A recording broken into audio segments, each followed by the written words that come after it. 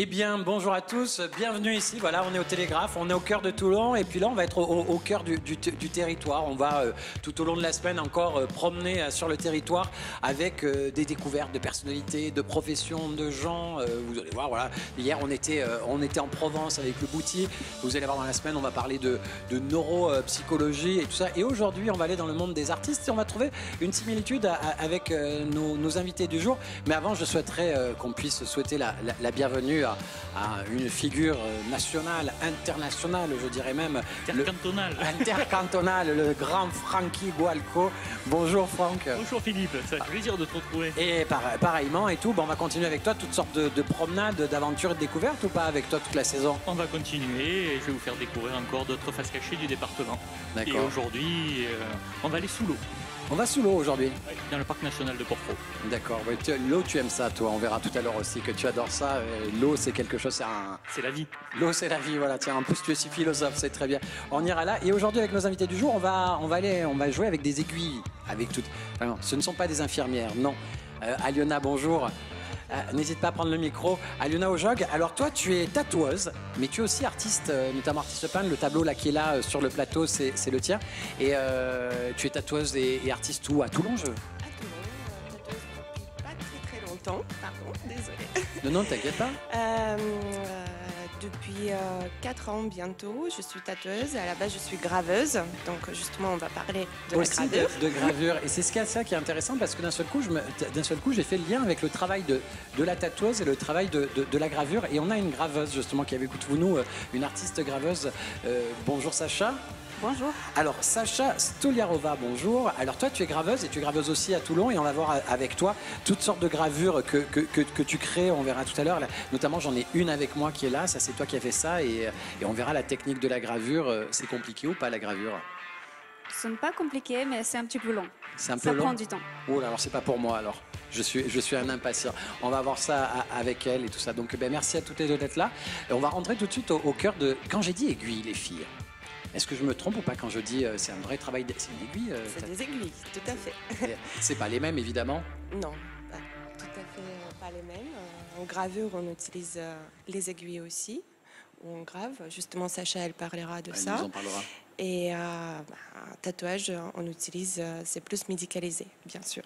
Et le tatouage, en fin de compte, tu disais que c'est assez récent, mais finalement le dessin, déjà le trait avec la finesse, etc., ces choses-là, tu les connaissais déjà ou C'est pas? justement ce que m'a emmené vers le tatouage. Le travail de gravure, ça fait un petit moment déjà que je le faisais. C'était à Moldavie, à l'école, à l'Académie de Beaux-Arts, où j'ai commencé mon parcours de gravure. Et après, je suis venue en France pour continuer mes études d'art. Donc, je passais par Clermont-Ferrand, j'ai eu mon master, c'était une très bonne école. Et par la suite, mon chemin a continué vers le sud. C'est par là où je me suis dit, pourquoi pas essayer le tatouage, de tester la nouvelle technique, on va dire. Désolée pour mon accent. Non, au contraire, mais je trouve ça charmant et vous posez pas de questions. Voilà, la porte est ouverte à tous les accents. On en a ici un dans le sud de toute manière. Donc, Très bel accent. Regarde, J'ai rien à dire sur les accents. Lui aussi, il en a un et il est bienvenu aussi sur le plateau. Hein. Voilà, donc je suis venue avec mon accent et mes savoir-faire de gravure en France, qui m'a emmenée vers le tatouage. Je trouvais que c'est un moyen d'expression merveilleux parce qu'il y a un échange avec la personne. On voit justement là le dessin au ciseau qu'on a sur la gauche et celui qui est sur la peau, c'est-à-dire que d'un seul coup, toi tu pars vraiment d'un dessin sur le papier et finalement, d'un seul coup, pareil, ce travail de finesse aussi que tu dois imaginer sur la peau. Est-ce qu'il y a quelque chose de différent? Comment on adapte après ce travail sur la peau finalement? Bien sûr qu'il faut adapter par rapport au temps, parce qu'il faut savoir que le tatouage, il vieillit avec la personne aussi. Donc il faut adapter les traits par rapport au vieillissement, parce qu'ils s'agrandissent avec le temps, un tout petit peu. Donc là, c'est la différence. Après, c'est au cours de travail, parce que quand on travaille sur le papier, c'est une chose. On est vraiment dans une sorte de méditation presque. Et quand on travaille sur la personne, c'est un échange. C'est vraiment un échange. Et j'adore ça, ce métier, par rapport à cet échange-là. Quand tu parlais d'échange, on a vu une très jolie photo avec un joli cœur coloré. Ça, j'ai l'impression que ce sont deux personnes finalement qui sont faites chacune un bout de tatouage. Tout à fait. Ça, c'était un très très bel projet, justement. C'est ce mot échange que tu disais finalement, il y a du partage et de l'échange. Ouais, là, c'était un projet qui durait un petit moment parce c'est une couple de personnes qui ont eu un enfant et ils voulaient se faire tatouer toute leur histoire de leur vie ensemble. Donc, c'était un très très bel échange. On a passé du temps justement à composer ce projet-là et puis ça s'est abouti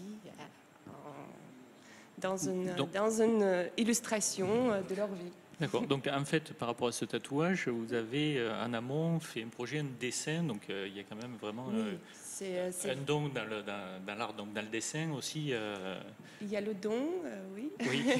Et aussi, il y a la technique. Il y a aussi, comment dire. J'ai un blanc là. Il y a l'art, il y a la technique, et il y a peut-être la patience aussi, l'écoute. Bien sûr, justement, j'allais dire, il y a l'écoute, il faut être à l'écoute de la personne. C'est très important parce que le tatouage, c'est quelque chose que la personne elle va le porter. C'est pas mon œuvre d'art ou quoi que ce soit. C'est une retranscription en fait une de. retranscription, tout à fait. Ah oui. C'est vrai que le besoin, la sensibilité, c'est-à-dire que même si vous en avez, parce que je pense que vous, tatoueurs, c'est un peu comme les artistes, vous avez quand même votre patte, votre trait, votre personnalité dans le dessin, mais après, c'est pas parce que vous êtes personnalité, c'est qu'après, il va falloir aussi... il faut adapter. Il faut adapter pour chaque personne. Et après aussi, les personnes, ils viennent souvent par rapport à le travail de l'artiste, de tatoueur.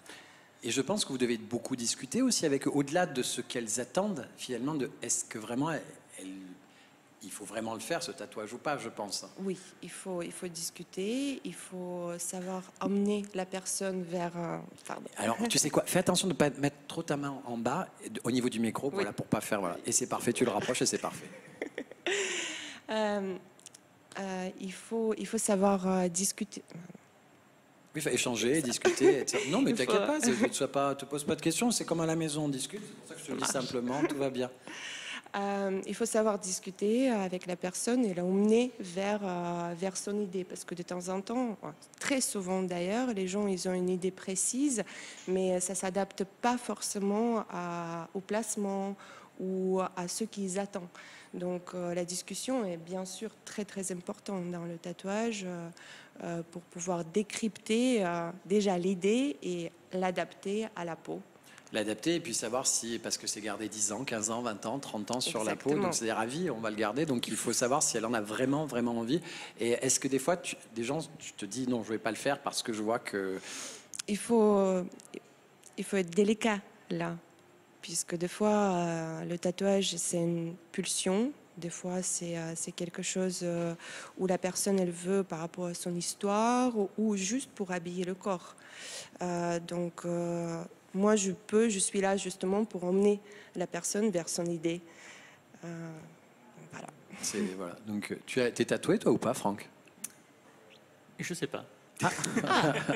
Non, je suis Là, pas tatoué. vraiment, alors, Je suis pas tatoué. T'es pas tatoué du tout? Eh non. Ça te tente ou pas? Honnêtement, je suis pas fan. J'ai cru que j'ai un peu peur, c'est ça, non? Sur moi, je suis pas fan. D'accord. Sur les autres, Sur les autres, pourquoi pas? D'accord. Non, mais c'est vrai que c'est quelque chose de spécial. Hein, parce que c'est vraiment de l'art. Donc il y a vraiment des tatouages où on s'arrête, on les regarde, c'est assez extraordinaire. Mais c'est vrai qu'avec le vieillissement, comme on disait, la peau s'élargit, plus ou moins. et à un certain moment... Tout dépend où vous allez le faire aussi. Oui, c'est vrai qu'on peut passer de la carte du bar à la map au monde. Par exemple, tu peux faire un petit poisson rouge sur le ventre, et bien avec l'âge, avec il grossit le poisson, et voilà. C'est ça. Non, mais c'est vrai que c'est vraiment de l'art, et de plus en plus, les personnes qu'on croise, les personnes tatouées, on peut même être pris en fait par ce dessin, et c'est vrai que on sent qu'à travers ce tatouage, ils racontent leur histoire, très souvent. C'est souvent l'histoire ou marquer un événement. Souvent, c'est par rapport à la naissance ou un amour. Ou vraiment, c'est ça qu'est-ce que je trouve beau, justement. Souvent, des fois, il y a le décès d'un proche aussi. Des fois, il inscrive aussi. Des choses Voilà. plus Oui, tristes, c'est l'histoire bien sûr. d'une vie, quoi, tout simplement. C'est vraiment pour marquer quelque chose. Des fois, on ne peut pas faire un acte physique. L'amour d'un mais artiste. le tatouage, voilà, ça marque vraiment quelque chose de particulier. Et le fait que c'est aujourd'hui peut-être plus facile de les enlever, parce qu'aujourd'hui, en fait, il y a plus de personnes qui se les font enlever que ce qui se font tatouer, en fait. Donc, est-ce que ça facilite pas justement l'accès à ce tatouage, en fait, Je pense qui que- au départ était indélébile, et aujourd'hui, maintenant, avec les Oui, techniques... avec le laser, voilà. on peut l'enlever. Maintenant aussi, on peut recouvrir C'est ça. également. Moi, je travaillais déjà sur pas mal de projets de recouvrement, de tatouage. Ça, c'est une autre chose encore, parce qu'il faut adapter le dessin et ça emmène vers un autre univers et notre voilà. univers, tout à fait. Oui. Vous n'êtes pas libre, c'est-à-dire que s'il y a un dessin qui est là, c'est avec ça, comment on amène où vous voulez, et comment on fait avec ça pour arriver à le masquer en se servant des traits qui existent déjà. Donc Tout à fait. vous n'êtes pas totalement libre dans le dessin. Il faut se servir de ça comme une base pour donner l'impression Mais qu'on finalement, l'efface. c'est très intéressant, justement, parce que c'est un problème, c'est un quelque défi. chose qui est compliqué et c'est un défi. Et souvent, tu vois les gens qui sont complètement transformés parce qu'ils avaient quelque chose qui ne leur plaisait plus. Et après, après le recouvrement, tu as l'impression qu'ils revivent. C'est vraiment une nouvelle étape dans leur vie. Voilà, on parle de tatouage. Tout à l'heure, on va parler avec toi aussi, Sacha, de gravure, parce que est-ce que tu te reconnais dans le travail dont elle parle, justement, quand elle parle de ce travail de minutie, de patience, etc. Je pense que tu es totalement là-dessus aussi avec la gravure aussi. Oui, bien sûr. Selon les techniques aussi, et par exemple celle-là que vous tenez dans vos mains, c'est un travail qui est fait avec une aiguille qui s'appelle la pointe sèche. Et effectivement, c'est un travail de patience et un travail assez fin. Ouais, Combien de temps, parce que tout à l'heure tu nous parlais d'heures de travail et de longueur, que c'était long là-dessus, sur ce genre de choses, ça dure combien de temps? Celle-là, par exemple, quelques heures. Il y a Quelques, c'est-à-dire deux? 2-3 heures. 2-3 heures. Ah, c'est 2-3 heures oui, quand même. je pensais beaucoup plus. Ah, moi aussi, Vu je la pensais, finesse des traits, 2-3 heures. Ensuite, c'est le travail d'impression qui est lent aussi. L'ancrage, surtout, avec cette technique. Parce que vous c'est fonctionnez assez justement particulier. il y a une matrice qui est là, entre guillemets, que vous créez Oui. avec le dessin, et après il y a toutes les étapes. C'est quoi les étapes justement dans cette gravure? Alors, les étapes, d'abord, on réalise le dessin, ensuite on l'encre et ensuite on l'imprime sur papier ou un autre support. Ça peut être tissu, voilà, par exemple. Par exemple, ça justement, et là par contre c'est là où le temps, ça va prendre du temps, parce que le dessin c'est 2-3 heures, mais après chaque étape va reprendre encore du temps. Oui, parce que pour trouver un bon tirage qui vous correspond, parce qu'on a toujours quand même une idée, donc on voit les traits apparaître, on voit son dessin apparaître, mais ensuite dans l'ancrage, voilà, on peut varier, on peut jouer aussi dessus. Et on peut après en faire autant de tirages qu'on veut quand on a fait la matrice, etc. Selon les matrices, celle-là par exemple, elle est réalisée sur un Tetra Pak, c'est un brick de lait. Les matrices en zinc, oui, on peut faire beaucoup de tirages. C'est ce Linoléum, que, par c'est ce que exemple. tu dis, c'est-à-dire que tu prends une brique de Celle-là, lait oui. que tu Oui, ouvres, oui, que c'est tu ça. déplies, tu la mets à Oui. plat, et c'est là où justement on va voir justement les petits plis justement du Tetra Pak qui sont là justement. Oui, c'est ça, exact. C'est génial. C'est ça. Ça joue aussi Incroyable. dans la composition. Je pense que ça rajoute quelque chose. J'aime bien. Oui, puis ça rajoute un peu de brillant en plus, je suppose, ou pas du tout, il disparaît le côté brillant. Non, le brillant disparaît complètement sous l'encre. Mais c'est bien pour ça, c'est écologique ça. C'est écologique, oui, une mais manière de les recycler. matrices, oui, les matrices ne durent pas longtemps. On peut, je pense, bon, en tout cas, moi, j'en tire à 5 tirages de ces matrices-là, pas plus, parce que la matrice, elle s'abîme après.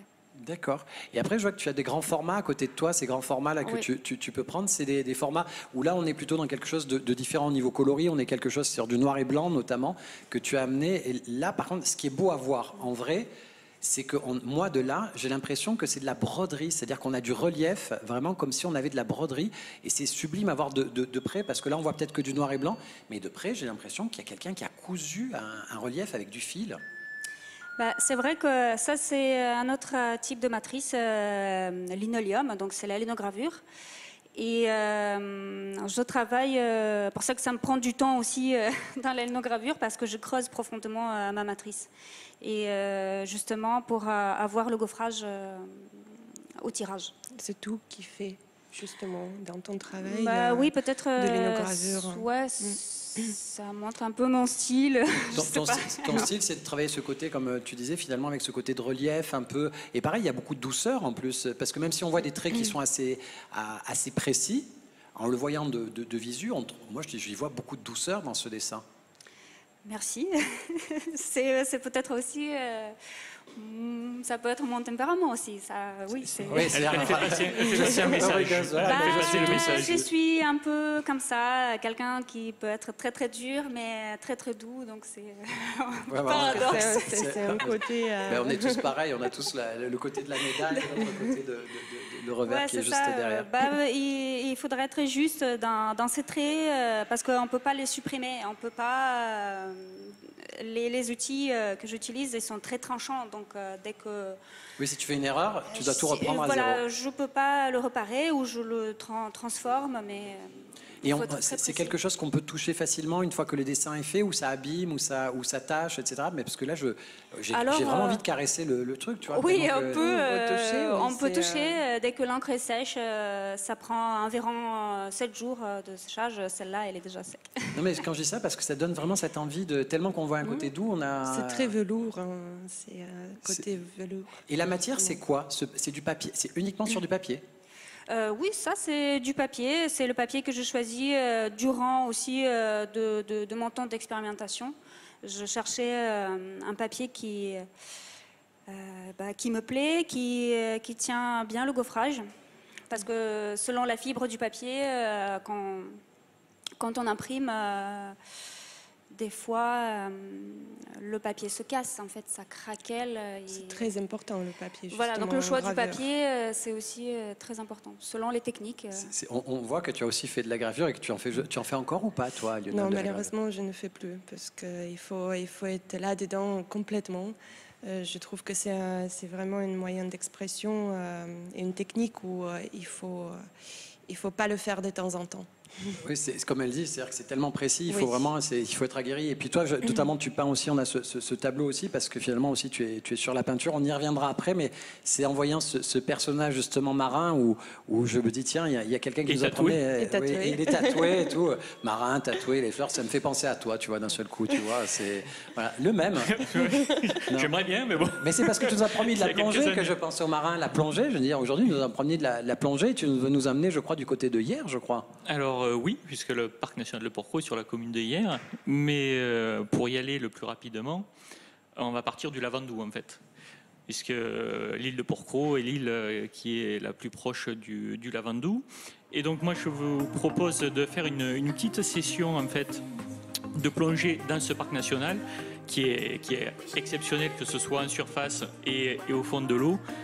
Si vous voulez voir l'essentiel des poissons de la Méditerranée, simplement en balade, même randonnée palmée sans prendre les bouteilles, vous avez tout à portée. Vous avez des parcours sous-marins, c'est quelque chose d'assez fabuleux. Et le dépaysement, on arrive sur le port de Porquerolles, donc pas de voiture, on est sur de la terre battue, donc un endroit bien agréable. Et après, on part sur les spots de plongée. Donc au-delà des paysages qu'on peut rencontrer jusqu'au spot, donc là c'était une plongée mixte, donc on est parti sur le rocher de la Gabinière, donc qui est juste le petit îlot sur la côte sud de Porquerolles.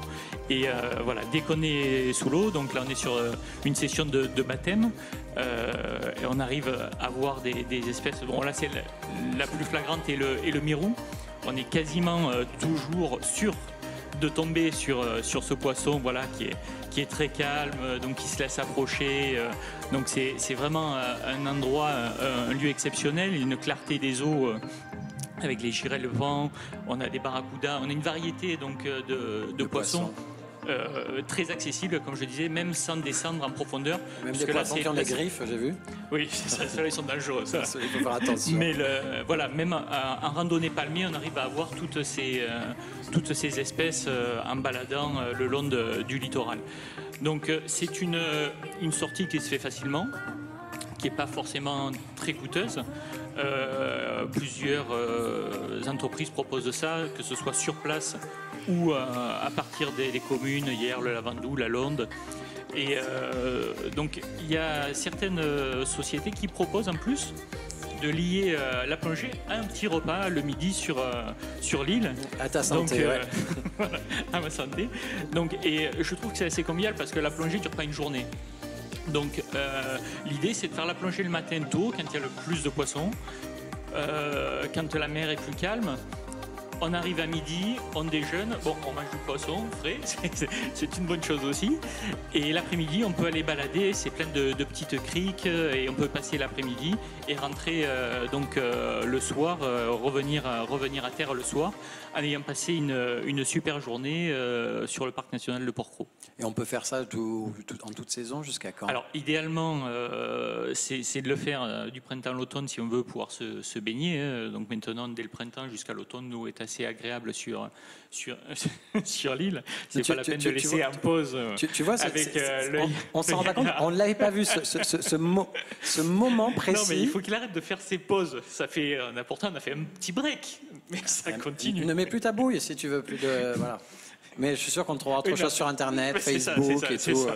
Avec les réseaux sociaux, on trouvera toujours quelque chose. Mais c'est vous, on te voit boire un truc, voilà. C'est un peu le système photographie, tu sais, c'est d'un seul coup, tu prends la photo, c'est au mauvais moment. C'est ça, non, c'est pas le mauvais moment. C'est vraiment un bon moment, pas pour l'image. Ah ouais, pour l'image. Mais forcément, pas pour l'image, mais c'est le bon moment, un retour de plongée. On a la chance d'avoir, je crois qu'il y a trois petits troquets sur le port de Port-Cros. Donc, ça y est, il va me faire toute la série, je le vois. Hein. Ah ouais. Il va me faire toute la série où je suis toujours bien mis en valeur. Tu vois, l'eau est derrière. Je suis sûr qu'il y a d'autres périodes où tu t'es baigné aussi dans l'eau, Francky. Oui, voilà. Donc, ça se fait toute l'année. Les balades sur Port-Cros, l'hiver et le printemps, ça se fait aussi sur l'île, donc c'est très agréable au milieu de la faune et la flore sur l'île. Pour les plongées, ça se fait également toute l'année puisqu'on a des combinaisons, même en été, puisqu'on descend et la température descend très vite. Et vu qu'on reste en gros 20 minutes à une demi-heure sous l'eau, donc on a besoin d'une combinaison. Après, l'idéal, si on veut faire des randonnées palmées, donc il faut, voilà, c'est de l'été à l'automne. Et si on ne craint pas trop l'eau froide, voilà, dès le mois de mars, c'est faisable. J'ai l'impression qu'Aliona disait, moi, je ne crains pas l'eau froide, c'est ça que tu disais un peu? Merci, Franck. Un petit peu. Ça y est, tu t'es habitué à la température, finalement, le froid, c'est... Quand on s'habitue, après, c'est dur. Hein. C'est vrai. Après, on a vraiment la chance ici. Hein. Mais j'ai souvenir aussi d'avoir habité quelques années à Paris, et puis quand je venais là, je me baignais même en hiver à certains moments et tout, puis revenu ici avec les... Maintenant, je ne peux plus. il y a une période où on ne peut plus, le corps ne peut plus. C'est ça, on s'habitue vite. On se réhabitue très vite. Et là, je voyais ta peinture. Merci beaucoup, hein, Franck. Jolie promenade. Merci. Et on va continuer avec toi avec toutes ces balades du département, des envies de découverte et d'aventure avec toi. Je regarde cette peinture parce qu'aussi aujourd'hui, au-delà de tatoueuse, tu es aussi, Aliona Ojoc, tu es aussi artiste peintre. De la base, oui. Je suis un artiste peintre. Là, j'ai un peu moins de temps, justement, pour faire la peinture, puisque, comme je disais, comme pour la gravure, le tatouage, ça prend du temps. Et c'est comme tu disais tout à l'heure, c'est-à-dire que vraiment, il faut le faire quotidiennement pour ne pas perdre la technique et pour toujours garder cette forme de précision. Oui, il faut le faire quotidiennement. Et c'est surtout... il faut être dedans, tu es complètement dedans, donc tu peux pas faire d'autre chose. Il faut être disponible parce que je pense que les personnes créateurs, c'est des personnes hypersensibles. Donc nous évoluons dans un monde qui nous atteint, peut-être. Oui, ou qui nous atteint. Donc du coup, il faudrait trouver son petit monde à soi et pouvoir il rentrait, il restait un petit peu pour produire quelque chose, pour sortir le trait qui est là, à l'intérieur, qui t'habite à un moment donné. Il sort et tu le vois et tu dis oui, voilà, c'est un peu ça. comme les musiciens. Justement, je pense que ça doit être, oui, ça doit se rejoindre. les artistes, les créateurs, donc c'est je pense dans beaucoup de domaines. Tous ceux qui. Oui, non, mais j'entends, c'est-à-dire qu'on ne peut pas genre aller faire ses courses, etc., revenir, dire bah, tiens, là j'ai 10 minutes, j'y vais, quoi. Vous avez besoin de vous mettre dans un bain pour arriver pour être juste dans l'émotion, quoi. Peut-être plus dans l'artisanat, on peut le faire, puisqu'il n'y a que la technique, il n'y a pas l'idée en général. Bon, l'idée est liée, mais c'est juste la. Il y a l'émotion qui joue beaucoup dans tes tableaux aussi. Il y a quelque chose qui se passe. Tu ne peux pas faire ça juste. Ah tiens, je veux dessiner ça. 20 minutes et après. Voilà, attends, un top chrono, non, ça fonctionne pas comme ça. C'est vrai que c'est à un moment donné. Il faut se mettre en place. Ouais. Il faut, et du coup, vous exposez de temps en temps moi, j'expose à la galerie Espace Castillon depuis plusieurs années maintenant. C'est quasiment en haut du cours Lafayette. Tout à fait. C'est une très, très belle galerie qui compose soixantaine d'artistes. Rue Paul Landrin, si je ne dis pas de bêtises. Paul Landrin. Voilà, je cherchais l'adresse. Tout à fait. C'est le GPS. Oui. Ouais. C'est tout. J'expose là-bas en permanence. Surtout, il y a les petits formats que j'expose. Et là, je vous ai emmené quelques gravures, justement. Il y a Greg qui est derrière, t'inquiète pas. Il est en train de bosser dessus. Et ça, donc, il y a l'espace Castillon, mais je pense aussi que tu en exposes aussi dans ton... Je ne sais pas si on dit cabinet ou en tout cas dans ta boîte de tatoueur. C'est un salon, mais c'est plus un atelier d'art. Alors, elle était ouverte depuis le mois de janvier. Ça s'appelle Sorry Mama. Un petit clin d'œil, justement, pour... Désolée, je me suis fait tatouer. Mais ça reste un atelier d'art, maison de tatouage. Atelier d'art comme c'est maison de tatouage. Et toi, on peut retrouver tes œuvres où, Sacha, si on veut découvrir toutes tes œuvres? Alors, actuellement, à l'Encre d'Art, atelier de graveur Encre d'Art, qui se situe à 11 rue Charles-Poncy, dans le centre-ville. Voilà, je suis là 2 fois par semaine, 2 après-midi par semaine. Et là, l'œuvre qu'on voit là, justement, à l'écran, c'est celle que tu nous as amenée aussi sur le plateau. Ouais, et ça ressemble à du collage. Il est magnifique, celui-là, en tous les cas. Peut-être, c'est un découpage pareil avec des plaques de Tetra Pak. Ah oui, d'accord, on a encore deux packs de lait, finalement, deux briques 4. De lait que tu as dépliées. Il y en a 4, là. 4, peut-être même 5, oui. D'accord. Ouais. Ah oui, je vois ce que tu veux dire. C'est-à-dire qu'en bas, on en a un deuxième avec le paysage de la fille, et puis finalement, tu en as plutôt 4 ou 5 qui vont... Tu l'as ici, n'hésite pas à le prendre, comme ça on va le... Et ça, c'est l'impression, donc comme ça on va terminer avec l'image de fin. Ah oui, d'accord, en grandeur nature, maintenant on comprend ce que tu veux dire avec les 4. Les 4 packs. Les 4, on les voit en grandeur nature, pour nous, en tout cas, donc voilà, c'est superbe. Et donc tu me disais, donc ça, c'est rue Chappe, à Toulon, on peut découvrir... Charles-Poncy, Encre d'Art. D'accord. On dit belle découverte. Hein. Belle découverte, tout à fait. Donc on va dire merci Sophie. Voilà, vous nous avez fait voyager. J'allais dire que ce soit avec l'accent, avec votre travail, etc. Et je trouve que voilà, si peut-être découvrir d'autres tatoueurs sur le territoire, ça sera avec grand plaisir, parce que finalement vous avez chacun aussi vos personnalités aussi, comme les graveurs. C'est un peu comme vous dites d'ailleurs la musique. Finalement, toutes les musiques sont pas les mêmes et les dessins est très. Merci beaucoup à toi, Sacha. Merci à Liona. Merci Frankie. Merci. Merci Alona. Merci Sacha. Merci à tous. Et puis on vous dit à demain ici. Rendez-vous à la grande émission avec une nouvelle rencontre, une nouvelle discussion et encore toujours des Varois sur le plateau. Gros bisous à tous. À demain. Merci à tous.